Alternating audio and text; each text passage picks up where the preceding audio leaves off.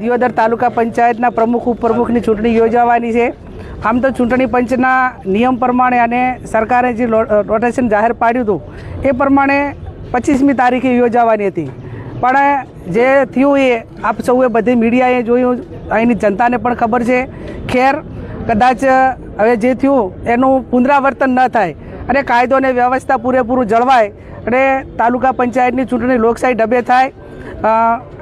જે અધિકારીને ચૂંટણી પંચે અને ઉપરના અધિકારીએ ચૂંટણી અધિકારી તરીકે મૂક્યા છે એ હતા એના ચૂંટણી અધિકારી છે, પણ અપેક્ષા રાખીએ કે જે એમણે 25 તારીખે ભૂલ કરી અને ભૂલ નહીં પણ સરકારના દબાવમાં આવીને ચૂંટણી મુલતવી રાખીને એક લોકશાહીની હત્યા કરવાનું અને જે ચૂંટણી પંચના નિયમો છે, ભારતનો બંધારણનો ક્યાંક ને ક્યાંક ખંડન, એને બંધારણને આંચ આવે એવું એમણે જે વર્તન કર્યું એનું પુનરાવર્તન ન થાય એવી અપેક્ષા રાખીએ અને કાયદો અને વ્યવસ્થા બરાબરનું જળવાય। આમ તો કોઈ જગ્યાએ 144 ધારા નથી લાગતી, પણ આજે દિયોદરની અંદર જ વહીવટીતંત્ર અને પોલીસ તંત્રએ 144 ધારા કલેક્ટરશ્રીએ જાહેરનામું પાડીને લાગુ કરી છે।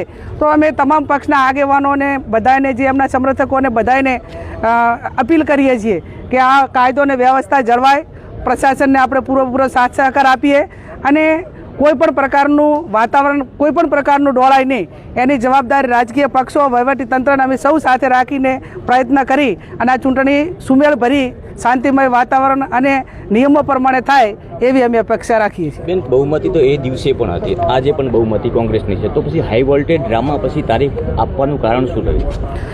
મેં કીધું એમ કે 2-3 દિવસમાં વાતાવરણ ડામાડોળ થાય ને એકાદ સભ્યને કે અમે લોભ લાલચ આપીને જેમ બીજી તાલુકા પંચાયતોમાં ક્યાંક ને ક્યાંક સામદામ દંડ ભેદની રાજનીતિ અપનાવીને તાલુકા પંચાયત બહુમતી લોકોએ આપી ત્યાં પણ તોડીને એમને લોકશાહીનું હનન કર્યું છે।